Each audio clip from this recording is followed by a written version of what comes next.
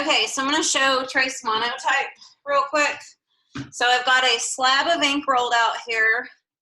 I've got paper that I had soaking in water, and then I blotted it. I'm trying to dust all the cat hair off of it right now because I used a towel covered in cat hair to blot it, which was a great idea. And so what I'm going to do is I'm going to lay my paper down on the ink slab, and then I'm going to grab a piece of paper. I'm going to set the paper over it, and I'm going to grab a drawing tool.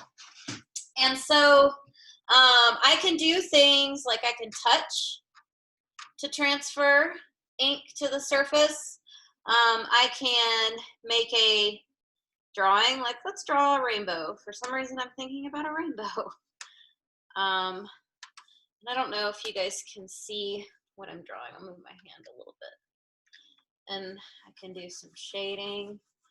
So what's happening right now, because the paper is damp and oil and water don't mix, is that the ink is not sticking to the paper except for in places where I'm really applying pressure. Paul Clay did a lot of trace monotypes. He used asphaltum to do them, and they're quite beautiful. You can do this with multiple colors of inks. If you had yellow, red, blue, and black, you could make a transparent yellow, red, blue, and black and do a multiple colored print by layering and printing on top of each other. So this is a great way to construct an image without using a printing press. And then, what should we put at the bottom of the rainbow? A leprechaun. You say a leprechaun. I was thinking a can of Spam. Both. One on each end. I don't know if I have a leprechaun in me today. That's okay. I think I'm just going to do a giant can of Spam. I'm trying to remember what a can of Spam looks like. So I'm going to do a giant can of Spam based on memory. And I like to put a piece of paper on my paper so that way I'm not drawing on the back of my printing paper. Now I got to draw Spam backwards. I'm going to do it light first.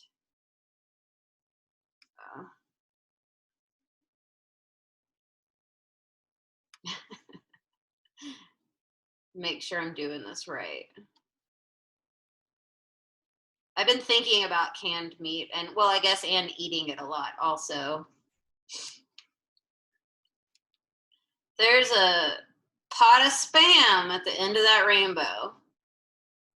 Guys, if you wait long enough, it'll happen. So one thing to keep in mind is eventually your paper can dry out on you. So you can stop periodically and mist your paper with a water bottle. If you're doing the yellow, red, blue, black, you can register your paper because the inks are transparent because you've mixed them with extender base. So you can actually put your paper down and put your plexiglass on top to register your paper to the previous printed layer, tape it down with tape, and then flip it over and do it. All right, let's see what this looks like. All right, let's do a little hazy. Let's see how that looks. There we go. Can you guys see that? Yeah, I love it. It's pretty great. I wish I had done a little bit more of my stippling on the other side. So you get a little bit of a haze around it in your non-image area. I wish I had pressed a little harder there. But yeah, you should check out Paul Clay, K-L-E-E. His trace monotypes are fantastic. So